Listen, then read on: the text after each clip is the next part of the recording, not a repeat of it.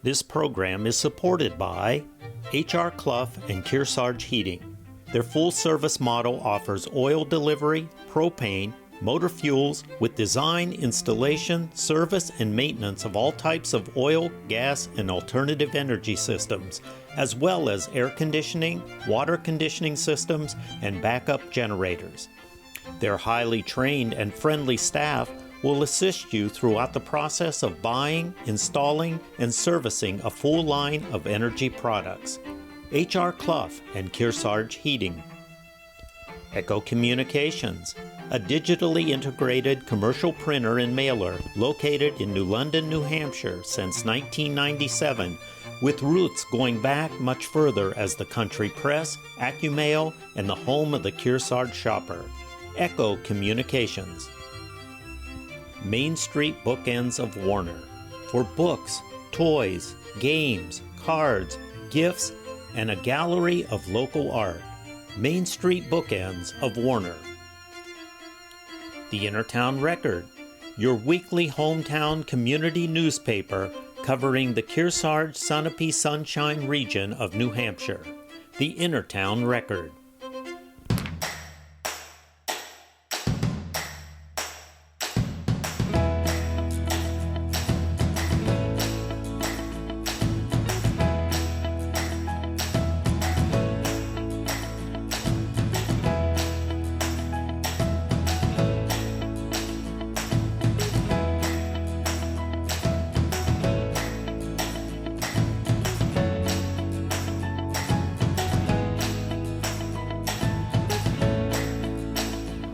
Welcome to Yankee Chronicle. I'm your host, Abby Peel, and for the next 2 weeks, our show is being presented by Spring Ledge Farm in New London.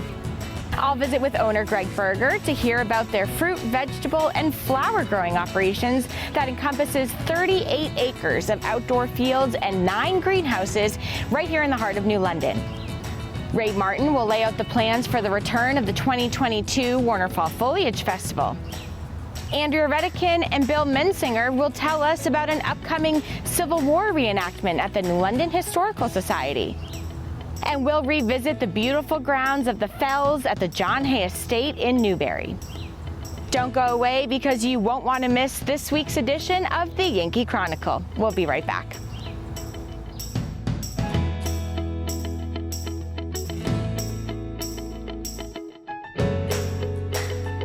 The American Red Cross blood supply is at historically low levels this winter, and we're facing a dangerous situation.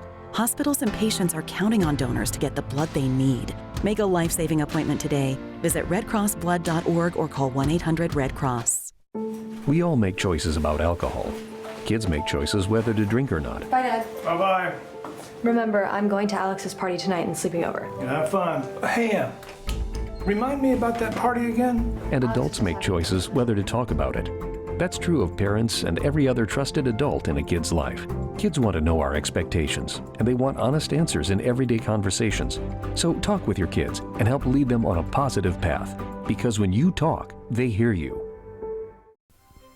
This program is supported by Echo Communications, a digitally integrated commercial printer and mailer located in New London, New Hampshire since 1997, with roots going back much further as the country press, AccuMail, and the home of the Kearsarge shopper.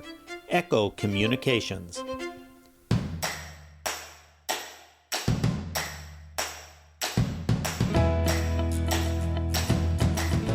Welcome back to Yankee Chronicle. I'm your host, Abby Peel, coming to you from a place that we don't need a heck of a lot of setting for because it speaks for itself. We're here at Spring Ledge Farm here in New London. I'm now joined by Greg Berger. Hi, Greg. Hi, Abby. It's always fun to come back and see you and look at all the things that have happened, but a lot of things stay the same too because it's always a beautiful backdrop for us. Thank you, yes. Thank you for having us. Tell us what's new here at Spring Ledge Farm. Well, we are into the spring, early summer here at the farm, and we've had a nice weather spring so far. A lot of people out gardening, which is great to see. We've got our garden started out in the fields. Great. Pretty much planted most of everything. Wow. From arugula to zucchini. Wow. We are picking our strawberries now. and which is always a big hit, and a lot of people ask about that. Yeah. So we're picking quartz at the farm stand, and we'll pick your own. We'll be open anytime now. So check our website. That's the best place to get the latest on pick your own strawberries. Amazing. Yep, all the information on that. We're picking our tomatoes now. Yeah.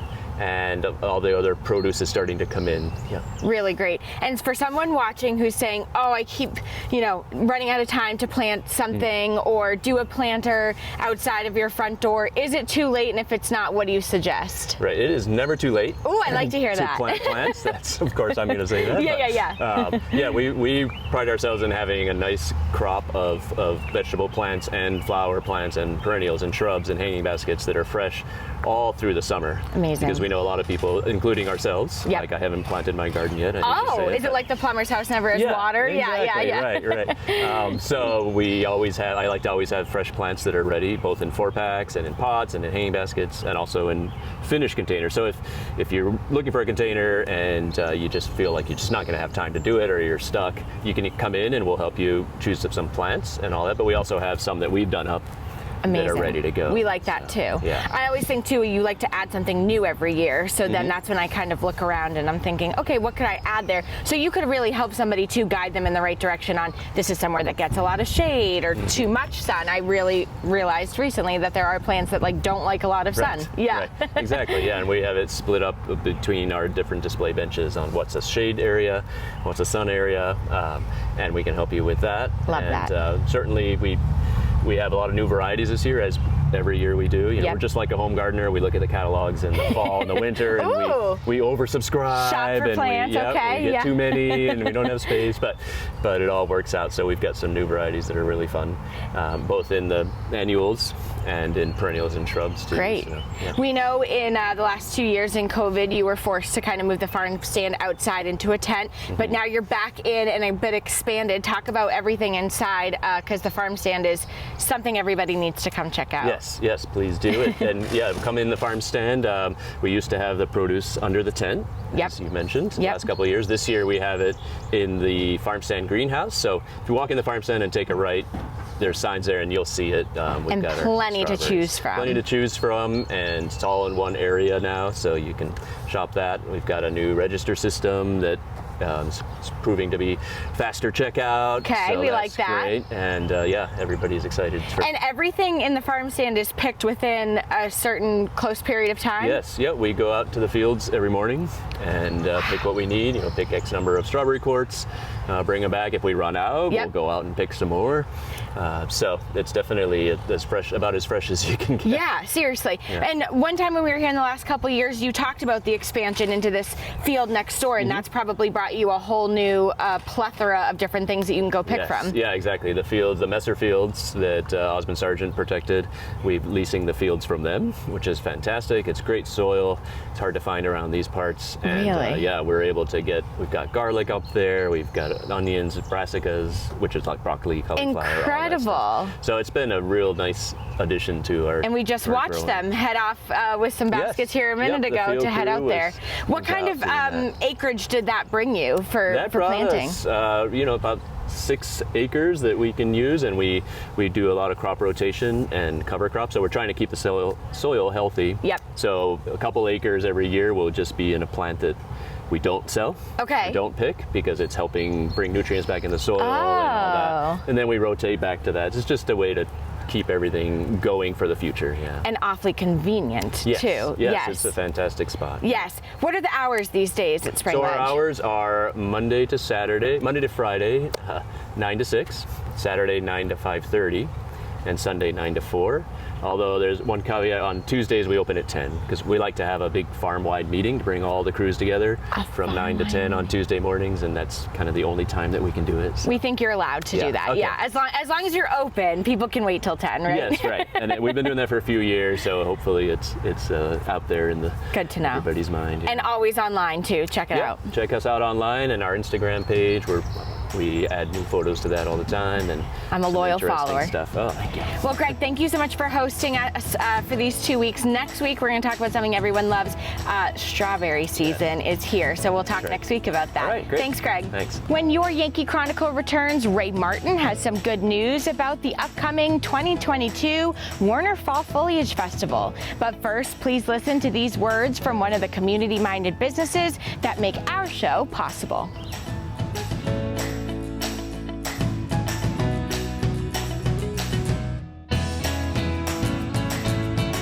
You're looking at the #1 cause of lung cancer.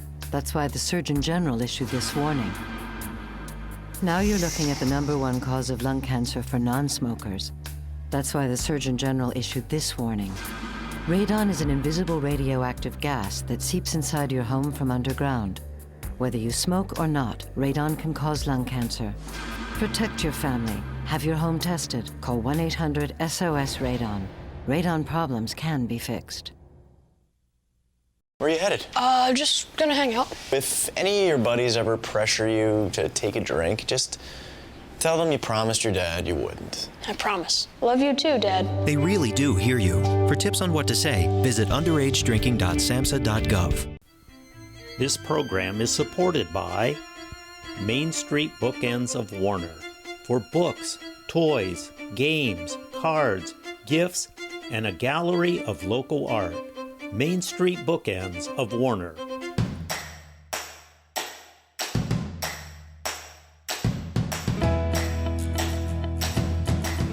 Welcome back to Yankee Chronicle, your who, what, where, and when show of the Lake Sunapee region. I'm your host, Abby Peel. After a couple of crippling years of COVID, Ray Martin joins us for some encouraging words about this year's Warner Fall Foliage Festival. Hi, Ray. Yes, we're coming back after 1 year of a virtual festival in 2020 and 2021 having no festival because COVID really hit us hard in the fall. So we're on our way to we're organizing it, putting it together for a full festival in 2022, this fall, October 7, 8, and 9. So we're, all the volunteers are at work. The volunteer board is hard at work. Putting it back together, and it should go pretty well. It's always it'll be interesting because, like I said, we haven't done it for 2 years, and it will. I assume it will be just like the old days. 2019, 2018, and going back 75 years. This would have been our 75th year by the calendar, but if you scratch out the one we canceled last year, I guess it's the 74th annual. But anyways, I call it the 75th because it started in 1947 as a community-wide fundraising organization that raises money for different aspects of the town, different organizations in the town to support those. And it's probably in the range of hundreds of thousands of dollars have been raised. Typically, a good year will raise $20,000 to $25,000 net profit. And funding youth sports, funding school projects, funding all kinds of issues, different people, different organizations in town. As you can see, the pavilion behind me, music is back on. It won't be as aggressive as we've had in the past. We were trying to build that up, but we're coming back with it. It will be Friday night, Saturday, Sunday. The pavilion will be used for various music acts. The regular festival begins Friday night at 6 o'clock with the rides. And for the kids, that's kids' night. And Saturday morning, it starts up with the crafts fair, rides, the oxen pull, and so the traditional things that we've had before. Sunday, Woodsman's contest, again music here at the pavilion behind Main Street Bookends. The Woodsman's contest will be up by the school. We have obviously for Saturday and Sunday we have the chicken and lobster barbecue. There'll be other food, fair food type foods that are there, and all the crafts people and different. We'll probably have upwards to 40, 50 or 60 different crafts people here. And we will having the grand parade on Sunday at 1 p.m. So we'll have many floats in it based on our theme for this year. We haven't picked that yet, but it's usually a great event and a lot of people attend it. For more information, go to our Warner Fall Foliage Festival website, and you can pick up stuff on Facebook, but the website is where most of the information will be. There'll also be a road race on Saturday morning at 9 o'clock. I believe it's 9, but check the website. You can enter the road race through that website. It'll be a 5K. So anyways, the whole thing, the whole festival is back in business, and we'll see how it goes. So again, as we've said forever, it's an all-volunteer organization. The festival begins at 6 p.m. on Friday night. I think that's October 7th. Goes Saturday the 8th, full day. Sunday, full day until 5 o'clock. And that will be, that's the end of the festival. It closes down Sunday at 5:30. It's great to have this classic Northern New England event back. Make a point of marking your calendars for this top fall event. When we return, another group familiar to us will tease you with the details of a Civil War reenactment coming to New London. Please stay with us as we bring you a few words from some local businesses that haven't abandoned us after the crazy COVID times of the past couple of years.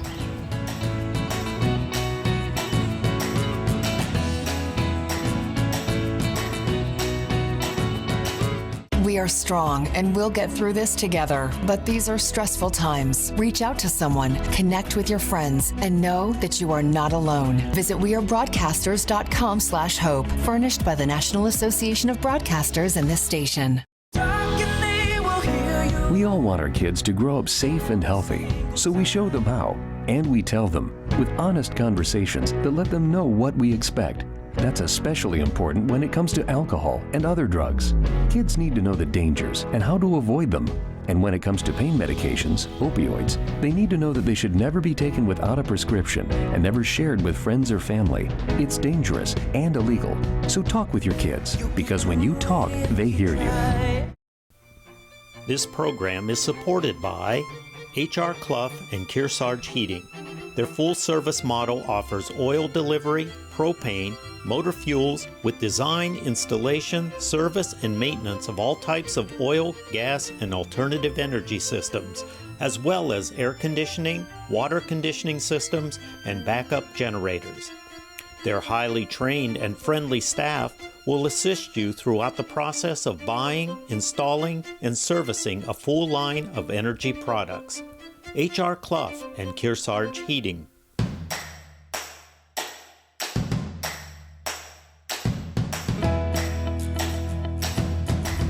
Welcome back to your Yankee Chronicle. I'm Abby Peel, your host. Another organization that has a great facility and a story to tell is the New London Historical Society. What's coming up there, Andrea?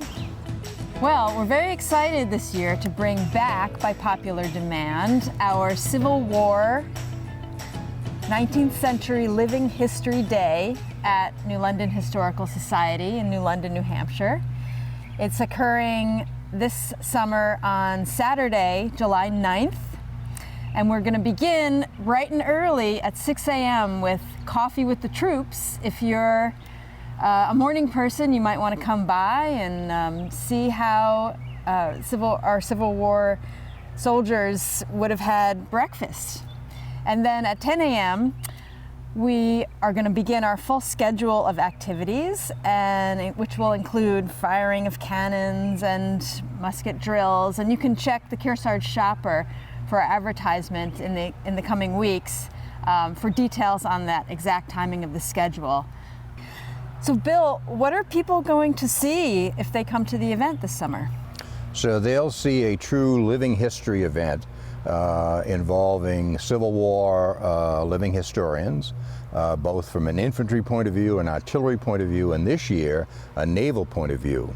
So you'll get a full experience of what life was like both in camp as well as for training, and you'll see an original Civil War cannon firing, and you'll see a doggun gun, which was a naval gun, which is an unusual piece that probably never see anywhere else this year.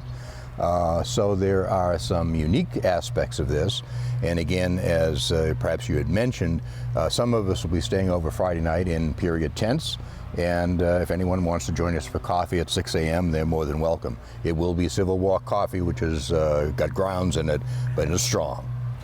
Bill, can you tell us a little more about the naval aspect that's new this summer? Yes, we won't be having a boat, but the Navy will be present in period uniform.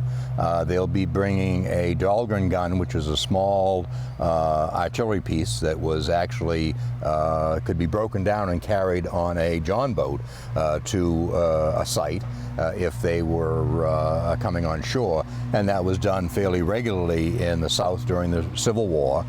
They would oftentimes occupy various islands along the southern coast in the blockading that was done of the Confederacy during the Civil War. So we, again, will have some new aspects to this, and we might encourage people, if they plan to attend, to bring an item that might be from their family's Civil War history. It's always amazing sometimes what people have in the closet or in the attic. And we'll try to have copies of Ailings and Peck's registers for New Hampshire and Vermont soldiers, so that we could look someone's relative up and see where they served. Very cool, very cool. And our village will be open, so we'll have, for example, our blacksmith in the forge, in addition to the traveling forge that the soldiers will be bringing with them.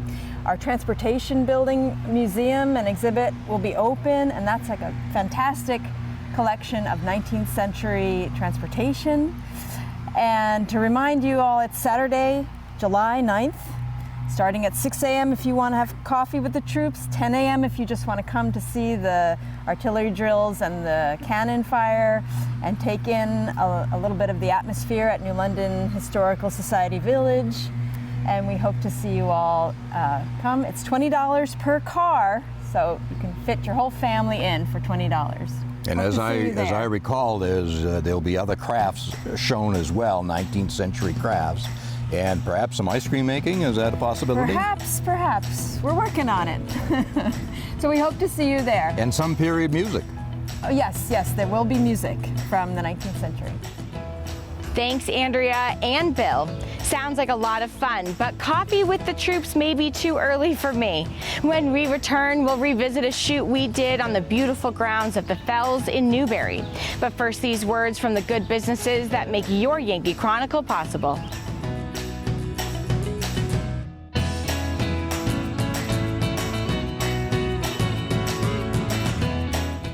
Can I go to the sleepover? I want you to promise me something. If there's any drinking, I want you to say, no thanks, not my thing. I promise, Mom. They really do hear you. Did you pack your toothbrush?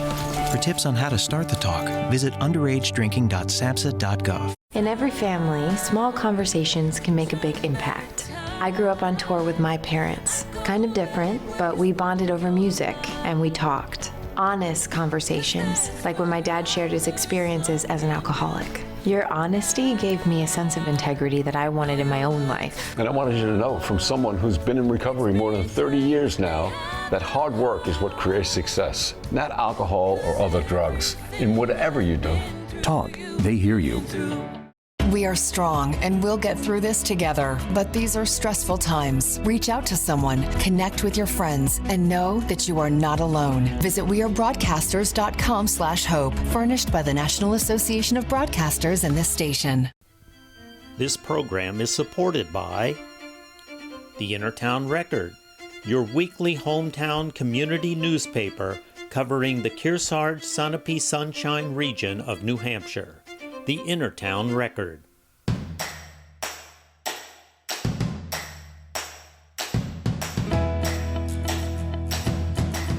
Welcome back to Yankee Chronicle. I'm Abby Peel, your host. Last year, we had the opportunity to visit Susan Warren at the Fells at the John Hay Estate. Let's return that interview.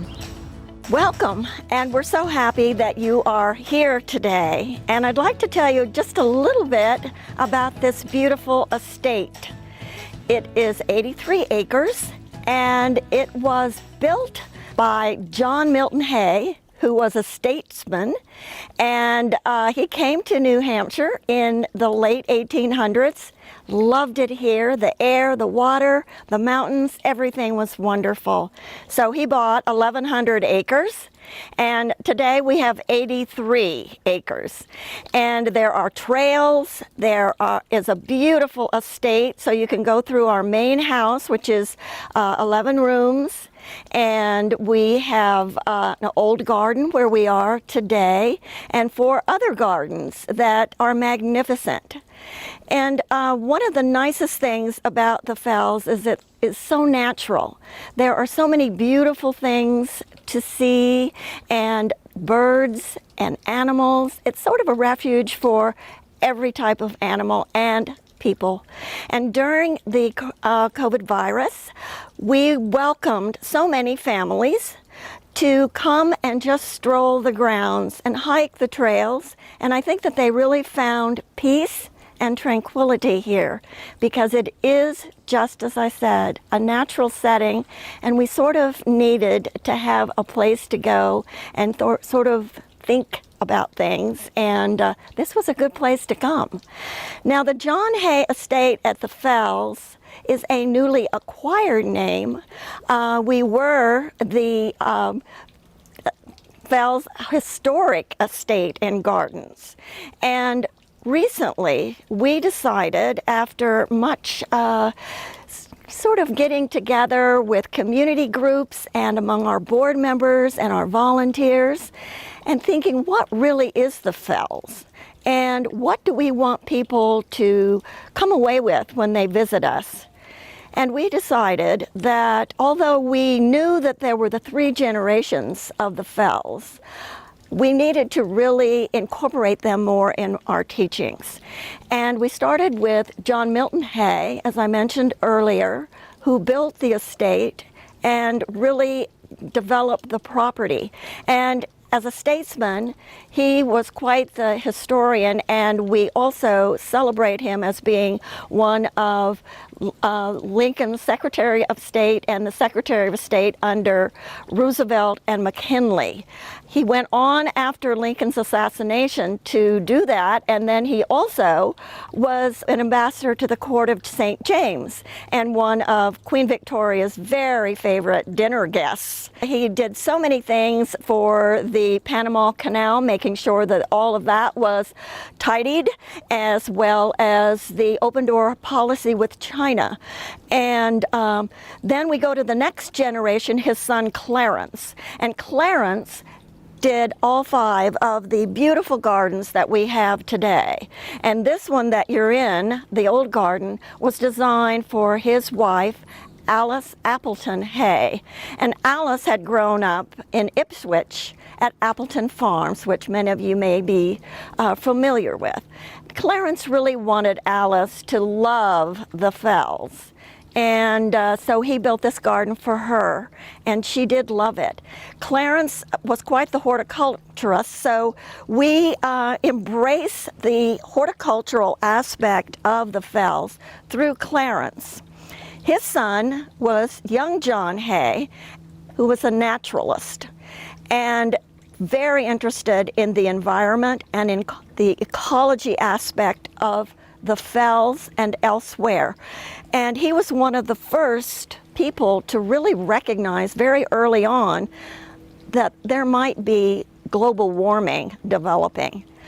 So those are the 3 aspects: history, horticulture, and the environment.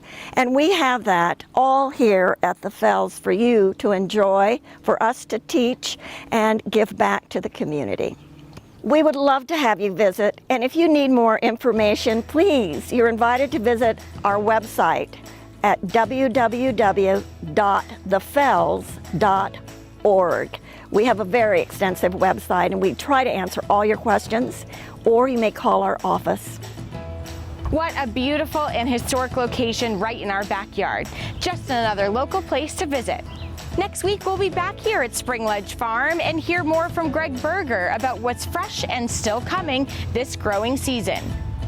Miriam Carter will return to tell us about the New Hampshire League of Craftsmen and their upcoming fair. Bruce McCloy will give us a wrap on the World Sonar Sailing Championship held a couple weeks ago on Lake Sunapee. And we'll close with Pam Brake and Cheryl Fogwell with a preview of the Newbury Old Home Day and concerts on the harbor. Don't miss our Game of the Week, second seasons with great replays from the past. This week, we'll show the 2018 D2 Boys Basketball Championship with Hollis Brookline versus Oyster River. All our YCN games play on NCTV at 12 noon and 7 p.m. on Sundays and Mondays, and anytime on demand at ycnnow.com.